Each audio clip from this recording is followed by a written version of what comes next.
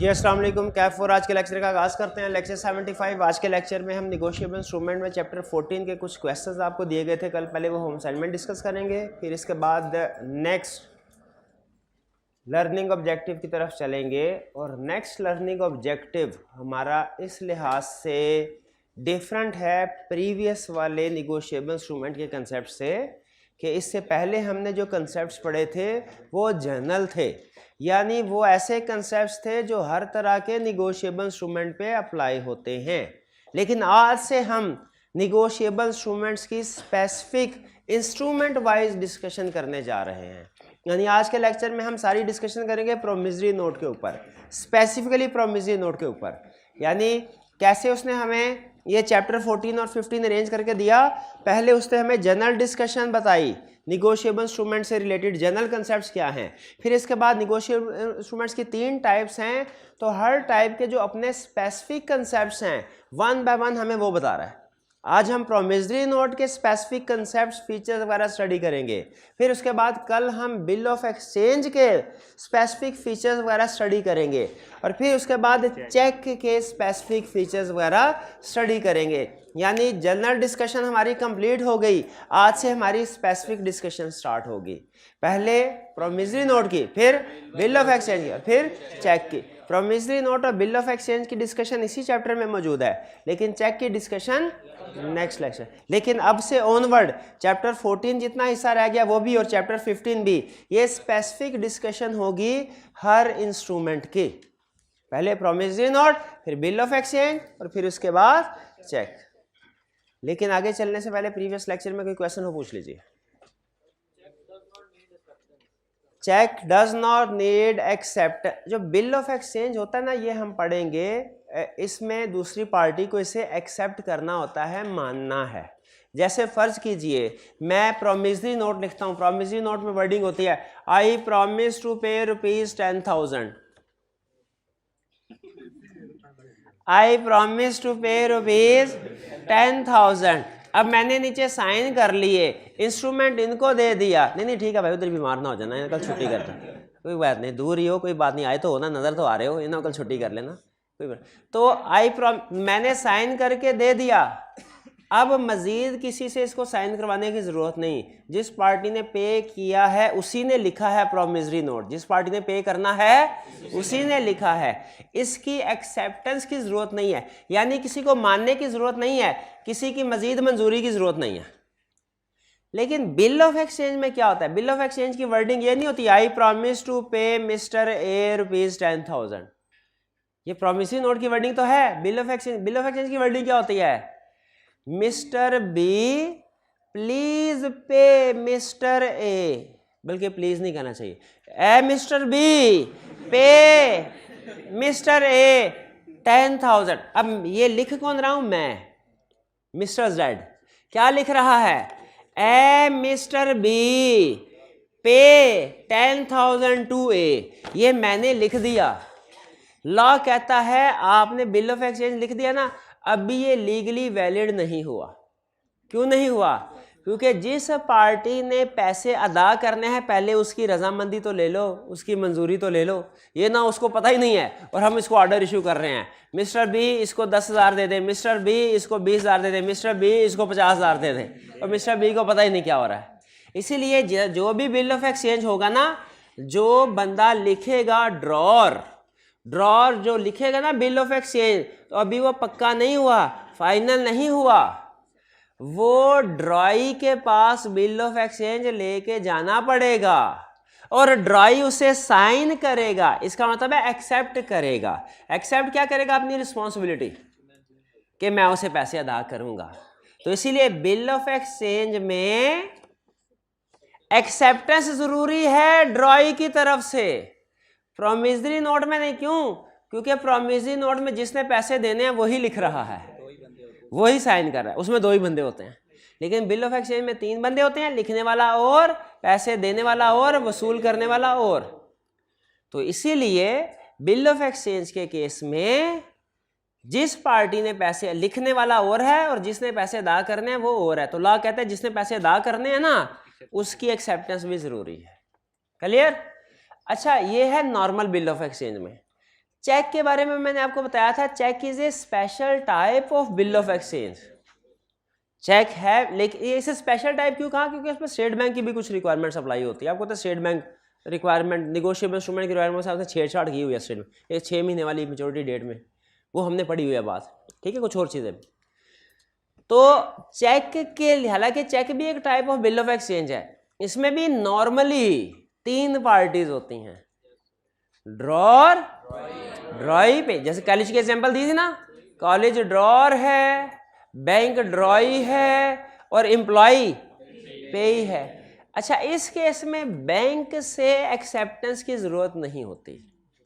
Check हालांकि एक type of bill of exchange है, लेकिन इसके लिए बैंक की तरफ से एक्सेप्टेंस की जरूरत क्यों? क्योंकि ये एज्यूम किया जाता है ऑटोमेटिकली, बैंक ने जब चेक बुक दी ना तो उसने एक्सेप्ट कर लिया कि आप जितने भी चेक लिखेंगे, अगर आपके अकाउंट में पैसे हुए और साइन ठीक हुए तो मैं आपको पेमेंट कर दूंगा।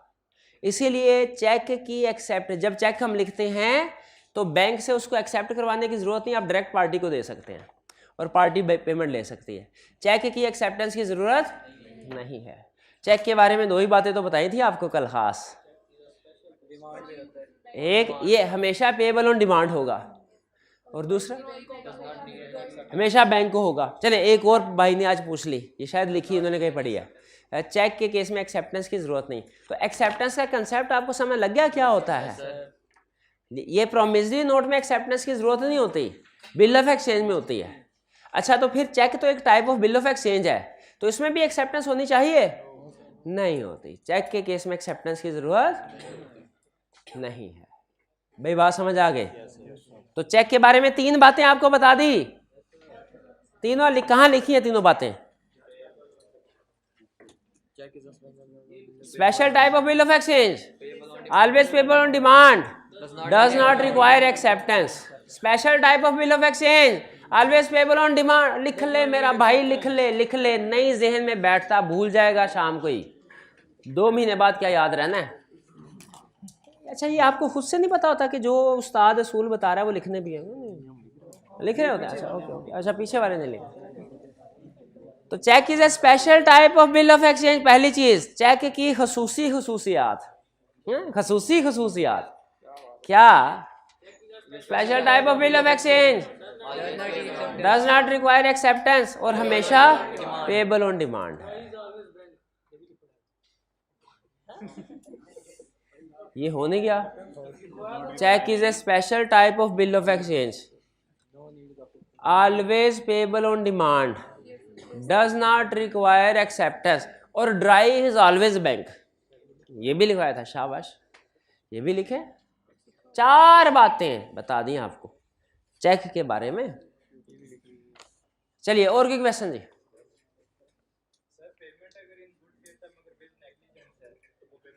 पेमेंट अगर इन गुड फेथ है लेकिन विद नेग्लिजेंस है, क्या वो पेमेंट इन ड्यू कोर्स है? नहीं है। अब एक स्टूडेंट ने कहा sir explain with the help of examples.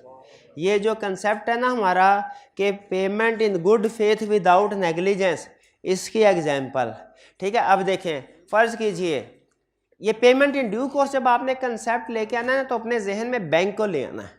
Bank के सिस्टम के साथ चूंकि आप फेमिलियर है तो आसानी से पता, हालांकि ये प्रॉमिसरी नोट और बिल ऑफ एक्सचेंज पे भी अप्लाई होता है, ठीक है। In good faith without negligence, cheque आया, कैशियर ने साइन देखे नहीं, अमाउंट देखी नहीं अकाउंट में है कि नहीं, पेमेंट कर दी। ये क्या है? ये नेग्लिजेंस वाला पॉइंट है कि गुड फेथ वाला? नेग्लिजेंस वाला। नहीं करना चाहिए। क्या ये पेमेंट इन ड्यू कोर्स है? अगर ड्रॉर के साइन मैच ना होते हो फिर भी बैंक पेमेंट कर दे, क्या पेमेंट इन ड्यू कोर्स है? नहीं। किस वजह से? गुड फेथ की वजह से कि नेग्लिजेंस? नेग्लिजेंस की वजह से। अच्छा, अगली मिसाल सुने। चेक गुम हो गया, अकाउंट होल्डर ने फोन करके बैंक को कहा ए भाई ये चेक नंबर नोट कर, इसकी पेमेंट ना करना। बैंक ने कहा बिल्कुल ठीक है।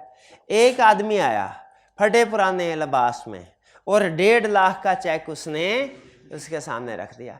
कैशियर को पता भी है कि इसकी पेमेंट स्टॉप करने के लिए फ़ोन आ चुका है, लेकिन उसने गरीब आदमी है, इसके अकाउंट में तो करोड़ों रुपया पड़ा हुआ है, गरीब आदमी है। उस गरीब आदमी ने कहा बैंक वाले कैशियर को मैं तुम्हें भी 10,000 दे दूंगा, तो पेमेंट कर दी। क्या ये पेमेंट इन ड्यू कोर्स है? क्यों? इन गुड फेथ नहीं है। गुड नेग्लिजेंस होता है लापरवाही, गुड फेथ का ताल्लुक होता है फ्रॉड। जैसे वो आपने पार्टनरशिप में पढ़ा था ना, एक पार्टनर होता है कि वो फ्रॉड करे, क्वालिफाइड ड्यूटीज और एब्सोल्यूट ड्यूटीज पढ़ा। तो उसमें था ना, एक नेग्लिजेंस वाला पॉइंट था और एक फ्रॉड वाला पॉइंट था। फ्रॉड वाले में कहा था वो पार्टनर जो है वो कंपनसेट करेगा, नेग्लिजेंस में कहा था कि रेटिफाई भी कर सकता है। तो उसी तरह यहां पे भी इन दोनों में फर्क है। In good faith without negligence, negligence का मतलब क्या? लापरवाही से। गुड फेथ का मतलब क्या? कि अगर आप तो फिर आपका गुड फेथ नहीं है। अगर आप फ्रॉडुलेंट एक्टिविटी में इन्वॉल्व हो, फ्रॉडुलेंट एक्टिविटी के जरिए से जानबूझ के आपको पता है कि ट्रू ओनर नहीं है, फिर भी पेमेंट कर दी, तो ये इन गुड फेथ नहीं।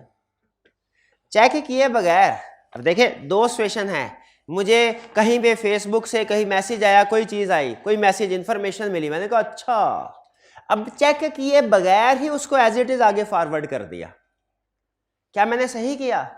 तहकीक किए बगैर बात आगे फॉरवर्ड कर दी मैंने, सही किया? नहीं किया, ये नेग्लिजेंस है, ये है नेग्लिजेंस। अच्छा, कोई बात मेरे पास आई फोन में, मुझे पता है कि वो गलत है, फिर भी मैं फॉरवर्ड कर देता हूं, ये भी गलत किया। लेकिन ये इसमें मेरा गुड फेथ नहीं है। इसका मतलब मैं अंदर अंदर कोई दो नंबरी करना चाह रहा हूं, मेरा कोई गलत इरादा है, गलत इंफॉर्मेशन को फैलाने के पीछे मेरा कोई गलत इरादा है। ये है गुड फेथ। तो गुड फेथ और नेग्लिजेंस में फर्क समझ आया? तो नेग्लिजेंस की एग्जांपल से ज़हन में क्या आए? साइन मैच नहीं किए। और गुड फेथ के क्या आया कि रोका था पेमेंट नहीं करने, उसके बावजूद उसने पेमेंट कर दी क्योंकि शायद उसको उसके बाद कोई कमीशन मिल रहा था। ये है गुड फेथ। क्लियर? तो दोनों में से एक चीज भी अगर ना हुई ना, पेमेंट इन ड्यू कोर्स नहीं होगी, कंपनसेट करना पड़ेगा जिसका नुकसान हुआ है। क्लियर होगी ये बात? पेमेंट इन ड्यू, शाबाश। अच्छा, जैसे अच्छा चले, अब मेरे एक सवाल का जवाब दें। बिल ऑफ एक्सचेंज है, अब चेक नहीं है, बिल ऑफ एक्सचेंज। एक पार्टी बिल ऑफ एक्सचेंज लेके आई, किसके पास लेके आएंगे? ड्रॉर के पास के ड्रॉई के पास? पे या इंडोर्जी, किसके पास आएगा? क्या ड्रॉई को चेकिंग, अगर वो इंडोर्जी है कोई फॉर एग्जांपल, चेकिंग करनी चाहिए, पूछ लेना चाहिए भाई तुम कौन हो, कहाँ से आए हो, आईडी कार्ड जमा करवाओ पे, कि जैसे ही बिल ऑफ एक्सचेंज मिला इंक्वायरी किए बगैर पेमेंट कर देनी चाहिए? इंक्वायरी करनी चाहिए, पूछना, इंक्वायरी करनी चाहिए। और उसने इंक्वायरी नहीं की, उसने अपना इंस्ट्रूमेंट देख के पैसे दे दिए, क्या ये पेमेंट इन ड्यू कोर्स है? नहीं। अच्छा, किस वजह से नहीं? गुड फेथ की वजह से कि नेग्लिजेंस? गुड फेथ का मसला कि नेग्लिजेंस का? नेग्लिजेंस का, शाबाश। हाँ, क्योंकि इंक्वायरी के बाद, लेकिन वो जल्दी में था, उसने कहा क्या इंक्वायरी कर। तो ये है गुड फेथ और नेग्लिजेंस में फर्क। फर्क बता दिया मैंने आपको, लेकिन आपके लिए जानना जरूरी नहीं था। फर्क जानना क्यों जरूरी नहीं था?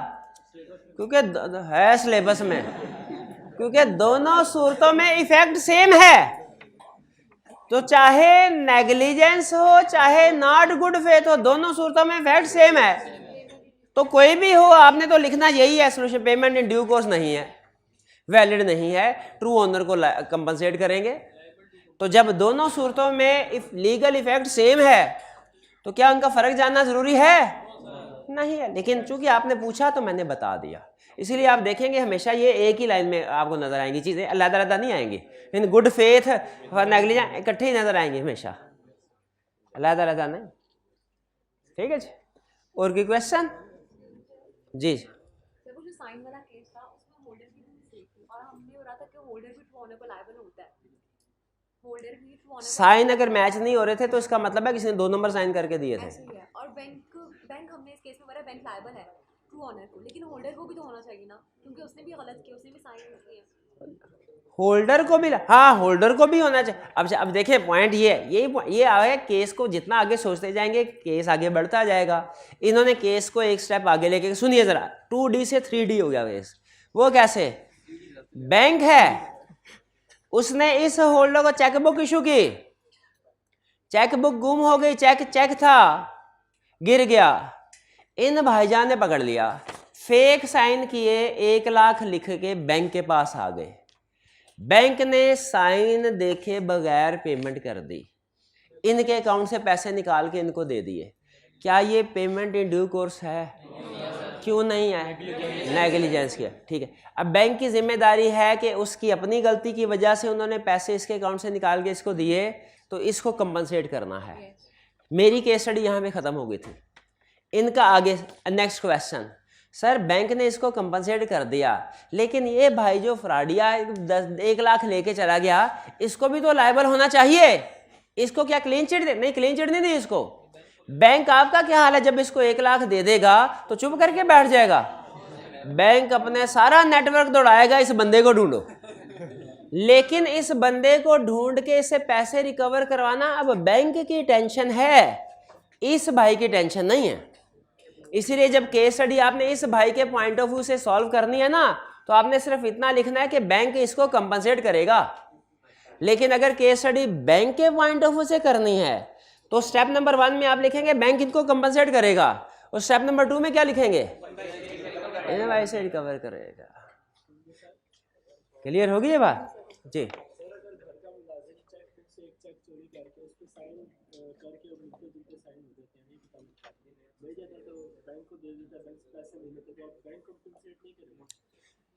अगर उन्होंने कहा सर वो साइन करने वाला साइन ऐसे एक्सपर्ट तरीके से करे कि पता ही ना चले, वैसे तो बैंक वाले वहाँ पे एक्सपर्ट होते हैं मैच करने में, उनको बहुत सी, वो सिर्फ स्ट्रक्चर मैच नहीं करते, मैंने आपको बताया था, वो फ्लुएंसी भी मैच करते हैं, वो पेपर के ऊपर प्रेशर कितना है वो भी मैच करते हैं।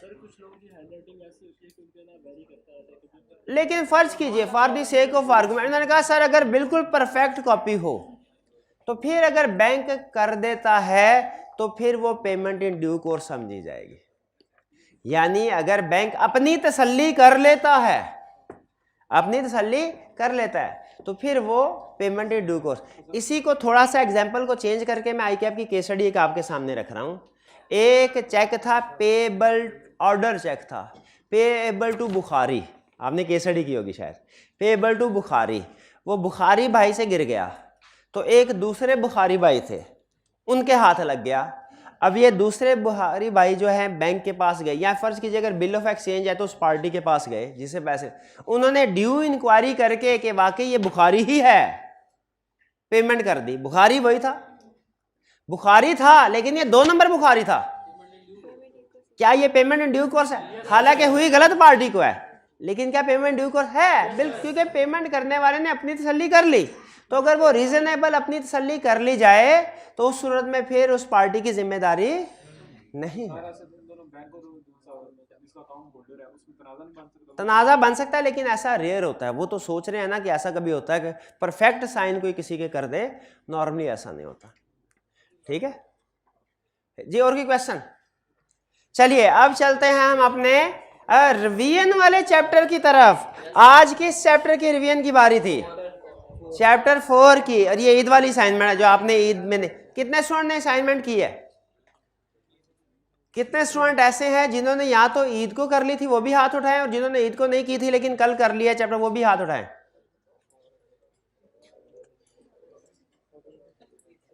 प्यारे भाई ने असाइनमेंट क्यों नहीं की? क्यों नहीं की मेरे भाई ने असाइनमेंट? बताना। ना ईद को की, ईद को ना कल की, क्यों नहीं की? क्यों नहीं की? बारिश का क्या ताल्लुक है असाइनमेंट से? किस पहाड़ पे रहते हो? किस गार के अंदर सैलाब आ गया था? बारिश का क्या ताल्लुक है? अरे गीली असाइनमेंट चेक करा दे मेरे को, गीली असाइनमेंट चेक करा दे।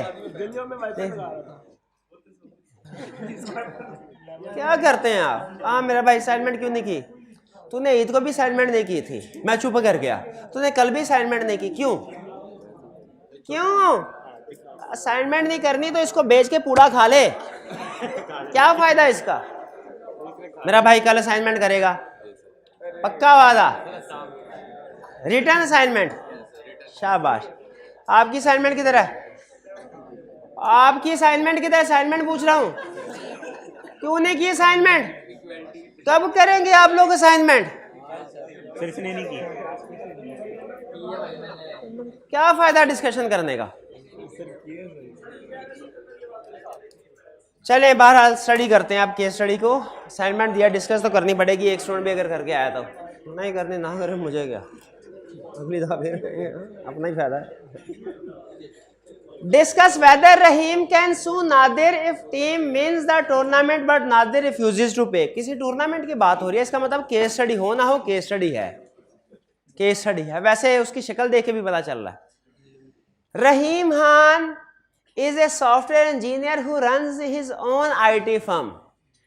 He engages many freelancers as and when required to work on different projects.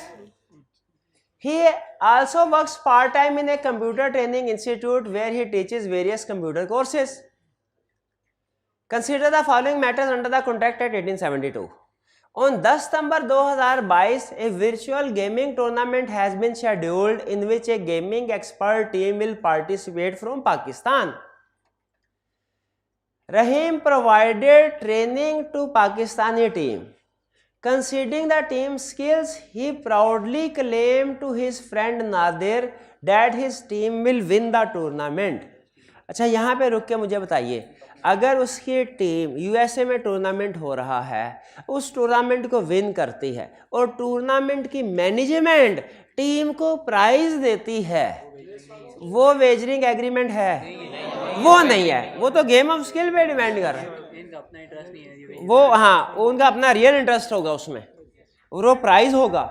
वो शीदा गोगा वाली केस स्टडी याद है? तो उन्होंने कहा था जो जीतेगा उसको 5,000, और जो नहीं आया उसने इसका मतलब पहले ही हार मान ली। जो नहीं आया उस पहले हार मान ली और दूसरा जीत गया। तो जीतने पे जो शीदा को या गोगा जो भी था उसको जो प्राइज मिला था, क्या वो वेजरिंग था? वेजरिंग नहीं था।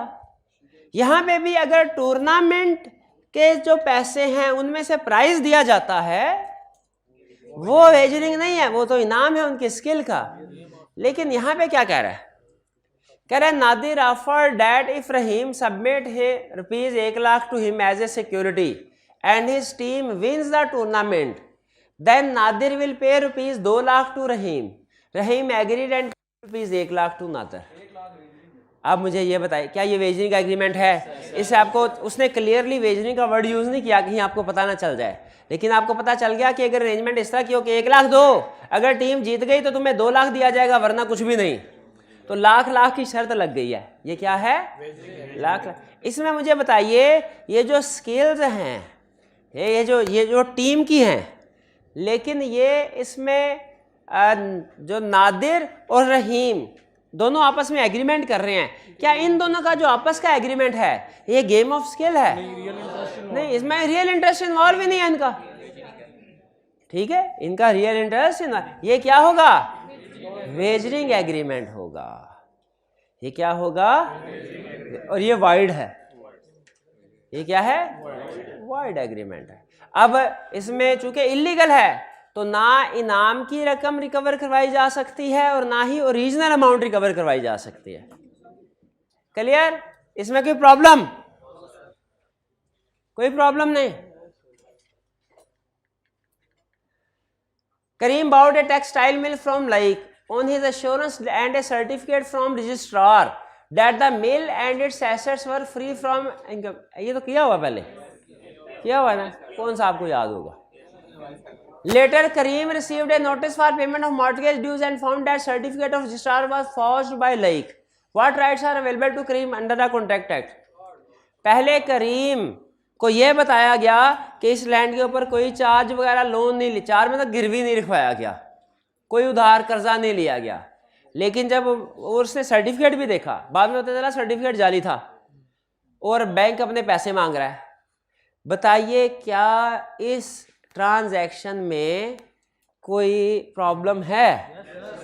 ये कॉज्ड बाय फ्रॉड है कि मिसरिप्रेजेंटेशन? फ्रॉड, क्योंकि उसने फेक, जाली, जानबूझ के एक फॉल्स सर्टिफिकेट दिया। अब अनजाने में सर्टिफिकेट कोई फॉर्ज थोड़ी बन जाता है। फॉर्ज यानी जाली सर्टिफिकेट बनाए तो फिर बनता है। तो ये इंटेंशन टू डिसीव, ये क्या हो गया? फ्रॉड। अब क्या राइट्स हैं करीम के? 2 राइट्स। पहला कॉन्ट्रैक्ट को रिसेंड कर सकता है और दूसरा रिसेंड करे या ना करे, डैमेजेस क्लेम कर सकता है। हाँ, एक सिचुएशन ऐसी है जिसमें रिसेंड नहीं कर सकता। क्या? अगर वो ऑर्डिनरी डिलीजेंस से इसको आइडेंटिफाई कर सकता था, फिर ये वाइडेबल नहीं होता। याद है ना 5 कंडीशन थी, तो वाइडेबल नहीं रहता। जी, इसमें नोटिस देने की जरूरत नहीं है। नोटिस सिर्फ लेट डिलीवरी वाले कंसेप्ट में जरूरी होता है। डैमेजेस के लिए नोटिस देना सिर्फ किस जगह जरूरी होता है? लेट डिलीवरी वाले कंसेप्ट। यहाँ पे डैमेजेस के नोटिस देने की जरूरत, चाहे नोटिस दिया या नहीं दिया, डैमेजेस क्लेम कर सकते हैं। जी 13 में कोई problem? 17 A leads B to believe that 500 tons of steel is made every year at his factory. B examines the accounts of the factory which shows that only 400 tons of steel is made. उसने कहा था 500, उसने कहा 400, पता चला 400 बनता है, 500 ton नहीं बनती प्रोडक्शन। प्रोडक्शन कितनी है?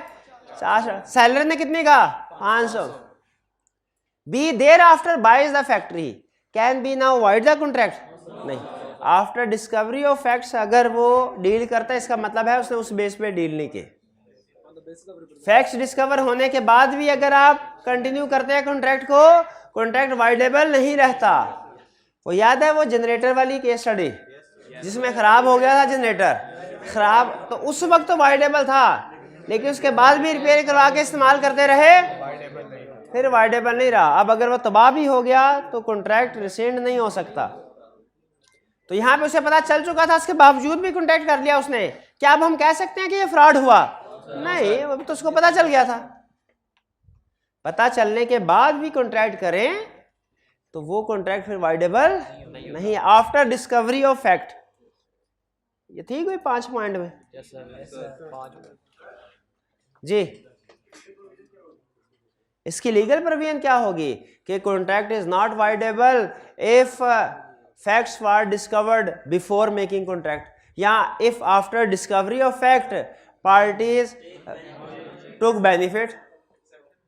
हाँ, एक्सेप्शन के ऊपर आएगा ये वाइडेबल, क्योंकि इसमें कंक्लूजन हमारा क्या है कि कॉन्ट्रैक्ट वाइडेबल नहीं है। अब आ जाते हैं करंट चैप्टर की तरफ। ट्विस्ट करें start.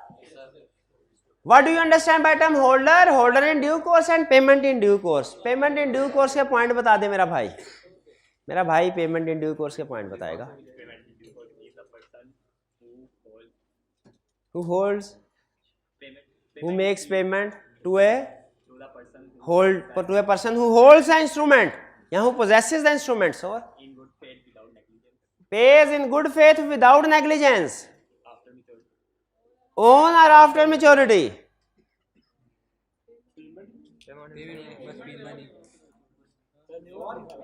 Tenure, as per tenure of the instrument. Payment in money only. Payment in money only. ठीक है जी। तो ये बाकी होल्डर और होल्डर ड्यू कोर्स हम पहले पढ़ चुके हैं। क्या रिवाइज कर ले डेफिनेशन क्या आती है? अच्छा बात तो सुनाए फिर। होल्डर इन ड्यू कोर्स सुनाए।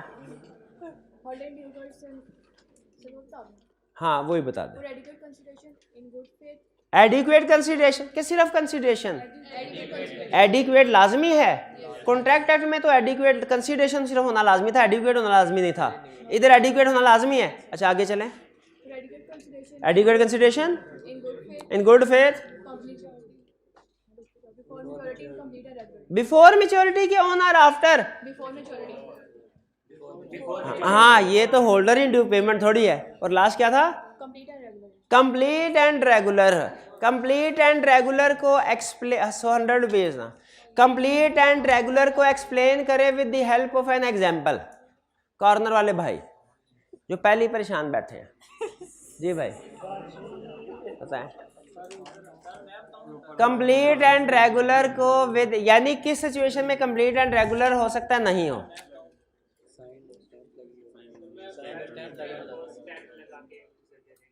स्टैंप लगा के। कौन से स्टैंप?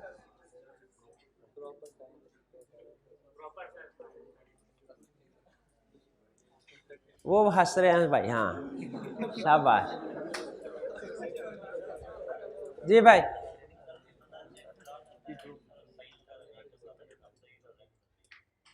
नहीं नहीं, जो मैंने आपको एग्जांपल दी थी, चेक वाली एग्जांपल नहीं, कोई और, रेगुलर एंड कंप्लीट, उसमें मैंने एग्जांपल दी थी। हिंट देता था, हिंट दे दूंगा तो फिर 50 रुपये हो जाएंगे। और वो वाले 50 रुपये जिसके ऊपर मेरी काफ़ी देर से नज़र है, काफ़ी देर से नज़र है, 5वीं दफ़ा नज़र पड़ी है। हिंट दे दूं कि ना? कंप्लीट एंड रेगुलर, हिंट के बगैर बताएंगे? पता है, कंसिडरेशन पूरी होनी चाहिए। नहीं नहीं, वो हिंट। और कोई डेट? नहीं नहीं नहीं, कंप्लीट एंड रेगुलर में मैंने एग्जांपल दी थी। स्टैंप, अच्छा स्टैंप भी को आगे एक्सप्लेन करो कि कब कंप्लीट एंड रेगुलर है, कब नहीं है, और स्टैंप पूरी है तो क्या होगा, पूरी नहीं है तो क्या होगा। अगर 10,000 की अमाउंट है इंस्ट्रूमेंट की, लेकिन स्टैंप लगी हुई है सिर्फ 6,000 की, तो 6,000 जो है उसके लिए वो होल्डर इन ड्यू कोर्स है, और बाकी ऊपर 4,000 है उसके लिए होल्डर इन ड्यू कोर्स नहीं है, सिर्फ होल्डर है। क्यों भला? क्योंकि वो कंप्लीट एंड रेगुलर सिर्फ 6,000 के लिए है। प्रोमिसरी नोट और बिल ऑफ एक्सचेंज में स्टैंप होना जरूरी, चेक में स्टैंप होना जरूरी नहीं है। प्रोमिसरी नोट, शाबाश शाबाश, ये याद है कंप्लीट एंड रेगुलर वाली बात। चलिए आगे कह रहा है, state whether in each of the following case payment will be treated as payment in due course. बताना है पेमेंट इन ड्यू कोर्स है कि नहीं है। सुन ले, पहला case, a banker makes payment of a post dated cheque. Post dated cheque, time bar date नहीं बोलना, post before the date mention on the cheque. Payment in due करने, क्यों? पहले कर दी है, पहले कर दी है पेमेंट, उसकी चेक की डेट से पहले कर दी। Payment out of due course. Second, drawee of a bill of exchange. कौन? Drawee of a bill of exchange made payment without making inquiry as to identity of payee. Negligence है, payment in due course नहीं है, यानी out of due course है, payment in due course नहीं। Third, a banker paid a cheque with forge signature of endorser. Forge signature है endorser के। अगर ये मैंने सवाल बदल दिया है, bank made payment of cheque on forged signature of endorser, ये पेमेंट इन ड्यू कोर्स है। और अगर फॉर्ज्ड सिग्नेचर ऑफ ड्रॉर हो फिर नहीं है, समझ है? ड्रॉर और इंडोर्सर, ये एग्जाम में केस स्टडी आएगी तो आप भूल जाएंगे, पता है मुझे, क्योंकि अभी आपको याद है, शाम तक याद नहीं रहेगी। आपने कौन सा असाइनमेंट करनी है? अभी क्लास में जो पढ़ा जाए वो शाम तक याद रहता है। शाम को जिसकी होम असाइनमेंट कर दी जाए वो 1 हफ्ते तक याद रहता है, और फिर अगर 1 हफ्ते के अंदर रिवीजन कर ली जाए उसी कंसेप्ट की, वो 1 महीने तक याद रहता है, और फिर 1 महीने के अंदर अगर दोबारा रिवीजन कर ली जाए 3 महीने तक याद रहता है, फिर 3 महीने के अंदर 2 दफा और रिवीजन कर ली जाए 6 महीने। ये मैं नहीं कहता, ये साइंसदान कहते हैं, रिसर्चर्स कहते हैं, इसको कहते हैं स्पेस्ड रेपिटेशन। ठीक है, मेमोरी साइंटिस्ट है, माइंड साइंटिस्ट, वो ये बात कहते हैं बार बार, क्योंकि भूलना बीमारी नहीं है, भूलना फितरी है, फितरत है, भूलना बीमारी नहीं, फितरत। लेकिन इसका तरीका क्या याद रखने का? लॉन्ग टर्म मेमोरी का, बार बार रिवीजन नहीं, बार बार रिवीजन, बार बार। आगे बताना मेरा फर्ज था, उसके ऊपर अमल ना करना आपकी आदत है। हाँ जी, आगे चलते। Question 14, Sultan drew a bill of exchange on Amjad and made it payable to Bukhari or order. Bukhari आ गया, बुखारी भाई का जिक्र हो रहा था अभी, बुखारी भाई आ गया। On maturity another person of the same name wrongfully acquired possession of the bill and presented into Amjad for payment. 2 number Bukhari ने ले लिया इंस्ट्रूमेंट और अमजद के पास पहुंच गया। अमजद आफ्टर मेकिंग ड्यू, अच्छा ये बिल ऑफ एक्सचेंज है, क्या अमजद को इंक्वायरी करनी है? अमजद ने इंक्वायरी की। Amjad after due inquiry I am being satisfied that the presenter is Bukhari made payment on the bill, उसने अपनी तसल्ली करके पेमेंट कर दी। Under the provisions of negotiable instrument discuss whether Amjad is discharge from his liability. है क्यों? क्योंकि उसने payment in good faith without negligence किया। उससे ना तो 1 नंबर बुखारी ने बताया कि मेरा इंस्ट्रूमेंट गुम हो गया है, और ना ही 2 नंबर बुखारी पे किसी किस्म का शक शुबे की कोई गुंजाइश थी, कोई वजह थी, अपनी तसल्ली कर ली। तो फिर ये पेमेंट इन, अगर तो इसे इतला पहुंच जाती 1 नंबर बुखारी की तरफ से कि इंस्ट्रूमेंट गुम हो चुका है, या ये इंक्वायरी किए बगैर पेमेंट कर देता, फिर हम कहते पेमेंट इन ड्यू कोर्स नहीं है। लेकिन ना इतला पहुंची, ना ही कोई मोर मसला सामने आया, पेमेंट इन ड्यू कोर्स है। अमजद भाई ने सही काम किया, लीगल पेमेंट हो गई। 15 Anam signed a promissory note worded 1 month after date, I promise to pay Maha or order sum of ₹10,000 for value received. पहले बताएं इसमें पार्टीज कितनी हैं? 2। कौन? महा पेई है और अनम अनम और माहा। अनम कौन है? अनम मेकर है। अनम मेकर है। महा प्रोमिसरी नोट की पार्टीज को क्या कहते हैं? मेकर और पेई। प्रोमिसरी नोट की पार्टी को क्या कहते हैं? मेकर एंड पेई। मेकर कौन है इसमें? मेकर कौन है इसमें? और पेई कौन है? महा। महा कौन है? अनम कौन है? महा कौन? कौन पार्टी? पेई है। और अनम कौन है? 16 Maria drawn a bill of exchange on Zohra worded as. अच्छा, अल्फाज पे गौर करना है, अल्फाज पे। 2 months आफ्टर डेट, यानी आज के 2 महीने बाद। आफ्टर डेट का मतलब after to date. 2 months pay to Hussain or order the sum of ₹5,000 for value received. For value received के ऊपर गौर नहीं करना, ये रूटीन के फॉर्मेलिटी के अल्फाज हैं। मारिया, ये किसने लिखा है? किसको लिखा है? जोहरा को। क्या लिखा? अच्छा, जोहरा जोहरा में फर्क पकड़ लिया है। एग्जाम में प्रोमिसरी नोट और बिल ऑफ एक्सचेंज में मजाल है, कोई फर्क नजर आता हो? प्रोमिसरी नोट और बिल ऑफ एक्सचेंज, इधर जोहरा और जारा में। शाबाश भाई, क्या कंसेप्ट है।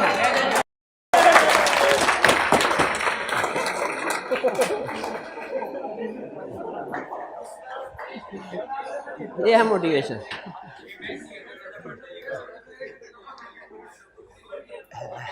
पे टू हसन,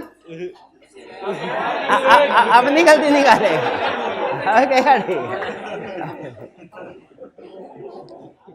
पे to Hussain or order the sum of rupees. अच्छा, इसका मतलब ड्रॉर कौन है लिखने वाला? ड्रॉर कौन है? मारिया। ड्रॉई कौन है? जहरा। और पेई कौन है? हुसैन। अच्छा, जो सवाल का जवाब देगा, इस बिल ऑफ एक्सचेंज के ऊपर 2 पार्टीज के साइन होंगे। हाथ उठा के बताना था, हाथ उठा के बताना था। किसके? ज़हरा, मारिया के और ज़हरा के। क्या ज़हरा की तरफ से एक्सेप्टेंस जरूरी है? बिल्कुल जरूरी है। बिल ऑफ एक्सचेंज में आपको तो एक्सेप्टेंस जरूरी होती है, प्रॉमिसरी नोट और चेक में नहीं जरूरी होती। बिल ऑफ एक्सचेंज में इंक्वायरी भी जरूरी है, एक्सेप्टेंस भी जरूरी है। वाह वाह, लिखे लिखे लिखे। बिल ऑफ एक्सचेंज में इंक्वायरी भी जरूरी है, एक्सेप्टेंस भी जरूरी है। बिल ऑफ एक्सचेंज में इंक्वायरी भी जरूरी है, एक्सेप्टेंस भी जरूरी है। चलिए आगे चलते हैं। Emma drawn a cheque on ABC bank.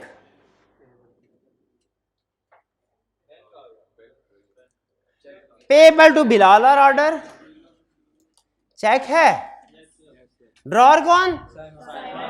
पेई कौन? ड्रॉई कौन? ABC bank. शाबाश, क्लियर। ये सिर्फ पार्टीज पूछा ताकि आपको पहचानना आ जाए कि निगोशिएबल इंस्ट्रूमेंट की कितनी टाइप्स होती हैं और किस टाइप में कौन सी पार्टी होती है। तो बताइए इसमें मेकर कौन है चेक में? मेकर नहीं है, मेकर तो प्रोमिसरी नोड में होता है। खुदा का खौफ करें भाई, मेकर तो प्रोमिसरी नोड में होता है। ये ड्रॉर है। चलिए ये थे हमारे केस स्टडी की प्रैक्टिस। अब आज के कंसेप्ट। अच्छा आपको मैंने कहा था कुछ पढ़ के आना है। Promissory note, bill of exchange और चेक। कितने स्टूडेंट्स पढ़ के आए हैं? हाथ उठाइए। ये ले, आधी से भी कम क्लास है। और हाइब्रिड क्लास में कोई भी नहीं पढ़ के आया? हाँ ये अब हाथ उठाया ना, शाबाश। अच्छा हाइब्रिड क्लास में रेशो ज्यादा है, बच्चे कम हैं लेकिन रेशो प्रोपोर्शनेटली ज्यादा अच्छे हैं। हाँ इसलिए मुझे लगता है मुझे हाइब्रिड क्लास में जाके पढ़ाना, आपको पढ़ाने का कोई फायदा नहीं है। हाइब्रिड वाले बच्चे ज्यादा काम कर रहे हैं, असाइनमेंट भी कर रहे हैं।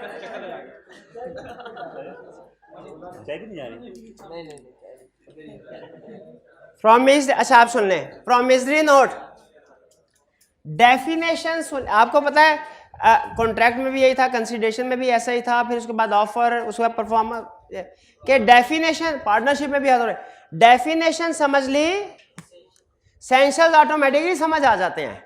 तो यूं ना समझिए कि जैसे ये आपने सारा पढ़ना है, यूं समझे सिर्फ डेफिनेशन है। यही डेफिनेशन प्रैक्टिकल फॉर्मेट में आपके सामने आएगी तो ये स्पेसिमेन बन जाएगी, और इसी डेफिनेशन के हिस्से कर दिए जाएंगे छोटे छोटे छोटे छोटे छोटे छोटे, तो टोटे टोटे टोटे, तो ये एसेंशियल एलिमेंट्स बन जाएंगे, एसेंशियल्स बन जाएंगे या एलिमेंट्स बन जाएंगे। ठीक है, तो सुनिए जरा अटेंटिव होके। सबसे अहम डेफिनेशन है प्रोमिसरी नोट क्या है? पूछे प्रोमिसरी नोट क्या है? इट इज ए रिटर्न, पहला कंसेप्ट रिटर्न। ये रिटर्न फॉर्म में होगा, ज़बानी कलामी नहीं है। ज़बानी कलामी कॉन्ट्रैक्ट तो हो सकता है, निगोशिएबल इंस्ट्रूमेंट नहीं हो सकता। नहीं स्पेशल पेपर नहीं, किसी भी पेज के ऊपर लिख सकते हैं। ये प्रोमिसरी नोट, ये रिटर्न है।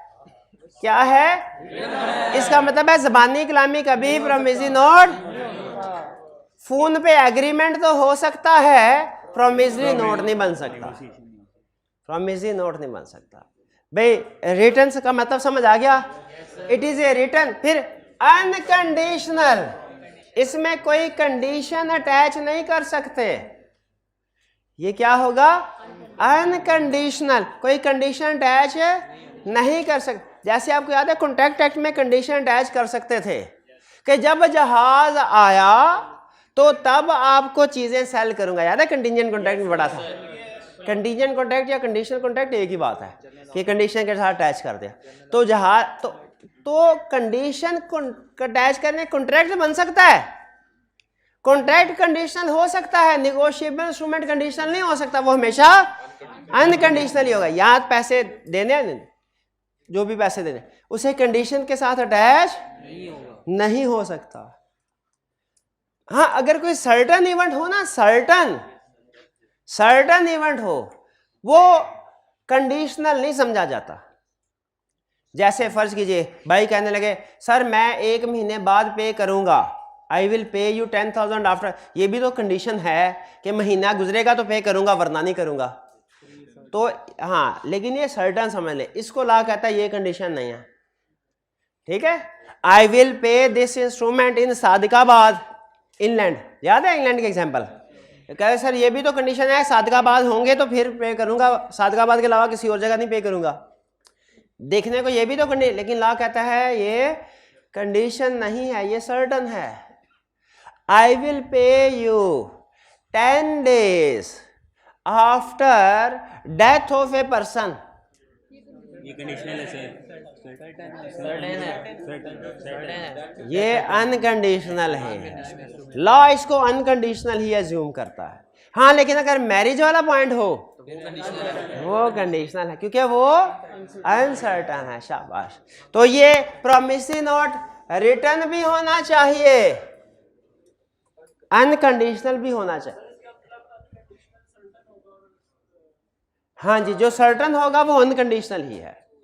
जो टाइम डेट है या सर्टन इवेंट है वो अनकंडीशनल है।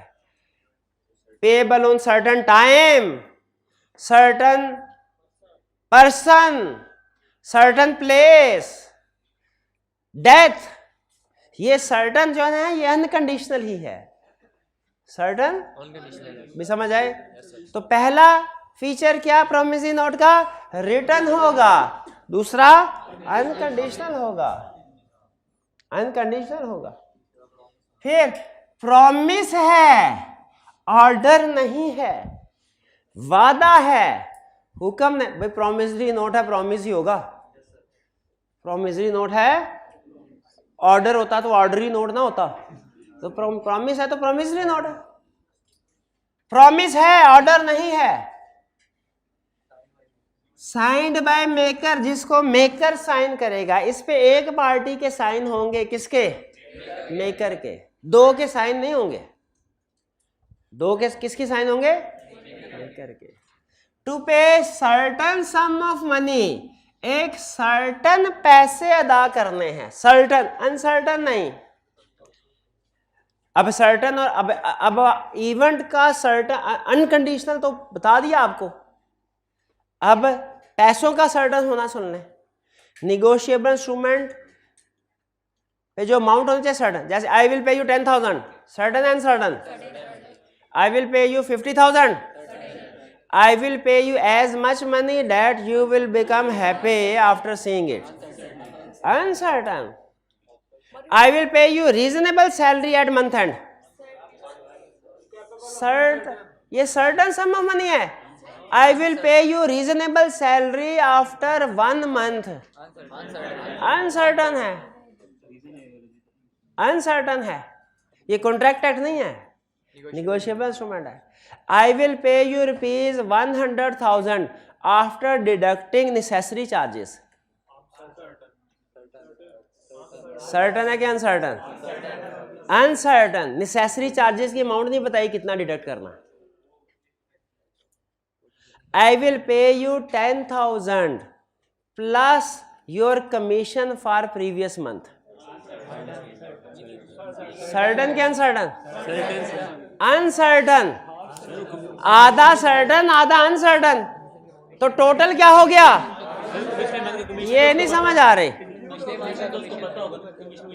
कमीशन पता होगा तो लिखा क्यों नहीं? लिखा पता है तो लिखा। इंस्ट्रूमेंट के ऊपर लिखा होना जरूरी है ताकि जब उसको इंडोर्स किया जा रहा हो तो हर बंदे को पता हो मुझे कितने पैसे मिलने हैं। तो सर्टन पैसे भी सर्टन होने चाहिए। फिर से प्रॉमिसरी नोट क्या है? ये ऐसा डॉक्यूमेंट है जो रिटन हो, अनकंडीशनल हो। इसे कंडीशन कोई साथ अटैच नहीं कर सकता। अगर मेरा जहाज आएगा फिर पैसे दूंगा वरना नहीं, नहीं, नहीं, ये इंस्ट्रूमेंट है ही नहीं। अनकंडीशनल होना चाहिए। फिर प्रॉमिस हो, ऑर्डर ना हो। फिर मेकर ने साइन करना है, किसी और ने नहीं, दूसरे बंदे ने नहीं करना। फिर जो पैसे हैं वो सर्टन होने चाहिए, कंफर्म कि कितने पैसे, अमाउंट लिखी हो, अमाउंट लिखी हो। अगर रीजनेबल जैसे अल्फाज लिखे हैं तो फिर वो सर्टन नहीं होता। सम ऑफ मनी, सिर्फ पैसे प्रॉमिसरी नोट में आएंगे। अगर आपने कहा आई विल पे यू रुपीज 10,000 प्लस NAC, क्या ये प्रॉमिसरी नोट है? एग्रीमेंट तो हो सकता है कॉन्ट्रैक्ट एक्ट के मुताबिक हो, प्रॉमिसरी नोट नहीं है। प्रॉमिसरी नोट नहीं है। प्रॉमिसरी नोट तो में तो सिर्फ पैसे होंगे। चेक के ऊपर लिखा हो पे, बैंक ऑफ कह रहे हैं पे 20,000 प्लस ए टेबल। बैंक वाला, बैंक कहेगा ये चेक है, कहेगा ये चेक नहीं है, मजाक है, ये चेक नहीं है। तो जो निगोशिएबल इंस्ट्रूमेंट होते हैं ये सिर्फ और सिर्फ नहीं। और पैसे भी सर्टन लिखा हो, कितने, इतने पैसे, और यानी सर्टन हो और in terms of money only हो, मनी ओनली, सिर्फ पैसे, सिर्फ टू ए स्पेसिफाइड पर्सन, नाम मेंशन हो। अगर वो ऑर्डर है, बेरर है तो नाम की जरूरत नहीं है। लेकिन promissory note payable to bearer नहीं होता, इसमें हमेशा नाम होगा। स्पेसिफाइड पर्सन और ऑन हिज ऑर्डर। ठीक है, कुछ समझ आई? नहीं समझ आई? नहीं आई? ये देखिए, ये है प्रोमिसरी नोट। इसमें देखिए जरा कंडीशन पूरी होती है। सबसे पहला रिटर्न है, अनकंडीशनल है, लिखा क्या हुआ है? On demand I promise to pay mister Arsalan, यानी pay Arsalan a sum of ₹500,000 for value received. ये प्रोमिसरी नोट सही है? इसमें कोई कंडीशन तो नहीं है कि शादी होगी, डेथ होगी, लेटर पर, इस तरह की चीजें कोई नहीं है। चले, अनकंडीशन रिटर्न भी है, अनकंडीशनल भी है। प्रॉमिस है कि ऑर्डर है? प्रॉमिस। मेकर ने साइन किया है? मेकर कौन है? मिस्टर हैदर।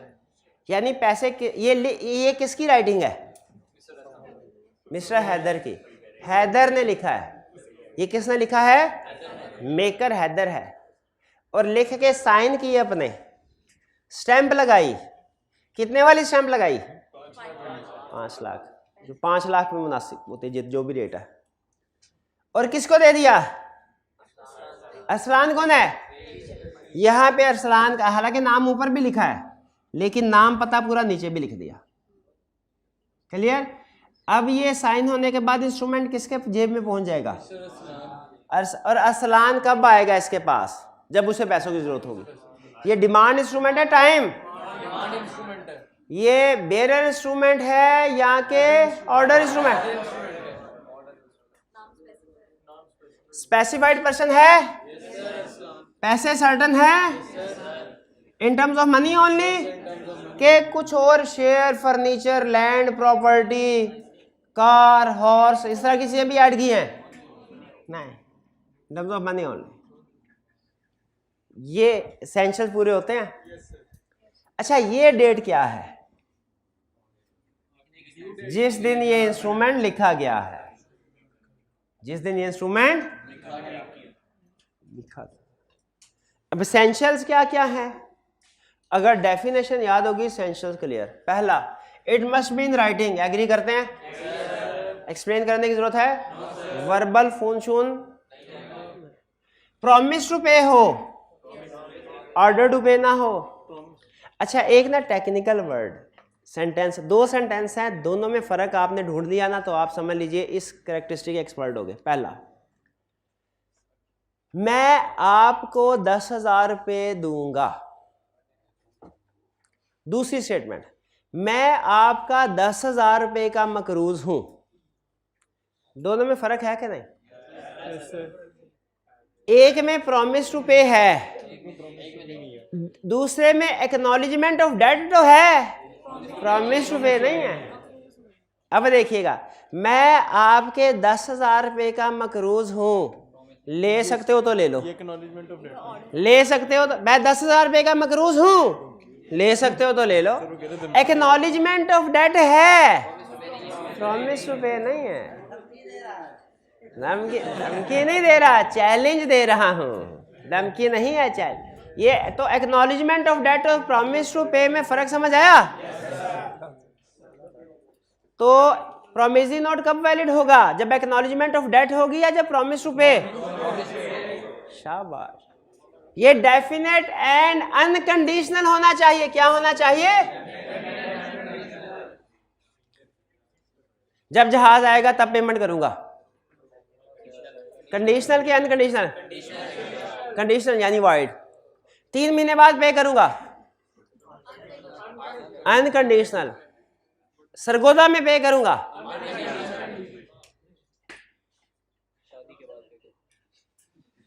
इन भाई की शादी के बाद पे करूंगा, कंडीशन वाइड। पता नहीं हो ना हो, किसी पर्सन की डेथ के बाद अनकंडीशनल। क्यों? डेट सर्टन है। फिर साइंड बाय मेकर, मेकर ने साइन करने हैं। अगर मेकर को साइन करने नहीं आते, अंगूठा, थंब इम्प्रेशन। अब आपने ज्यादा लॉ में गहराई में नहीं डूबना, कि सर अगर उसका हाथ ही ना हो, यहाँ पे ला साइलेंट है। हाँ, दूसरे हाथ का अंगूठा, फिर पैर का कौन नहीं, नाक, जो जुबान, चले, जिससे पता चलता है कुछ ना कुछ। Certain some of money, 1 lakh रुपया है सर्टन। आई विल पे you rupees 1 lakh. I will पे you rupees 1 lakh plus your commission. I will पे यू 1 लाख माइनस चार्जेस। इसको कहते हैं कंटिंजेंट एडिशन या सब्ट्रैक्शन। अमाउंट कंफर्म एक होनी चाहिए, उसमें कंटिंजेंट या कंडीशनल कोई चीज़ ऐड या लेस नहीं कर सकते। हाँ, एक लॉ ने बताया है जो बज़ाहिर लगेगा कि कंटिंजेंट है, यानी कंटिंजेंट से मुराद वो जब अमाउंट कंफर्म ना हो, बज़ाहिर लगेगा लेकिन असल में कंटिंजेंट नहीं, सर्टन सम है। बताऊं क्या? आई विल पे you rupees 1 lakh after 3 months along with interest at the rate of 7% per annum। इसमें देखें अमाउंट 1 लाख मेंशन कर दी लेकिन इंटरेस्ट की अमाउंट मेंशन नहीं की। ये कंटिंजेंट है कि नहीं? कंटिंजेंट नहीं, क्यों नहीं है? रेट मेंशन है, आप आसानी से कैलकुलेट कर सकते हैं। कंटिंजेंट कब होगी अमाउंट? जब आप कोई अनसर्टन अमाउंट जैसे रीजनेबल चार्जेस ऐड कर रहे हो या लेस कर रहे हो, तो उस वक्त वो अमाउंट कंटिंजेंट बन जाती है। कंटिंजेंट अमाउंट का मतलब अनसर्टन है। ये बात समझ आई? नहीं है? हाँ, ये केस स्टडी करेंगे तो मजीद समझ आएगी। पार्टी सर्टन होनी चाहिए, अनसर्टन तो नहीं होनी चाहिए। अनसर्टन तो नहीं होनी चाहिए। वो कैसे? I will pay rupees 10,000 to जकूटा जिन। अब बताइए, सर्टन पार्टी है? अनसर्टन है, अनसर्टन।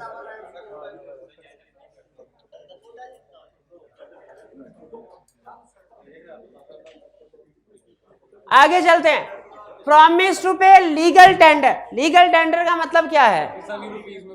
पाकिस्तानी रुपीज में, फॉरेन करेंसी में नहीं, रुपीज के अलावा किसी और चीज में नहीं।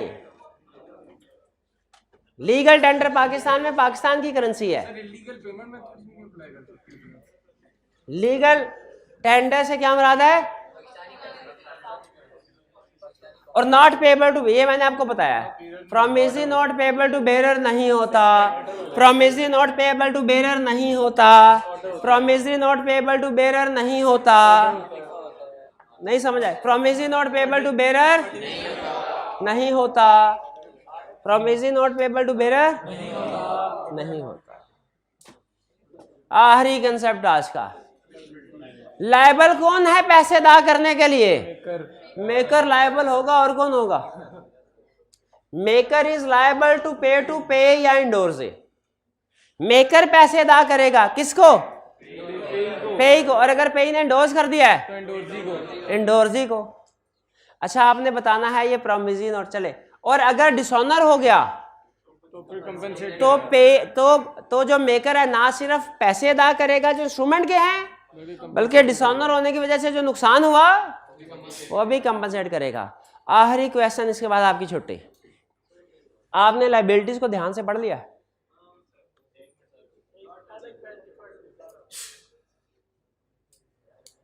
क्लियर? अब सवाल पूछूं।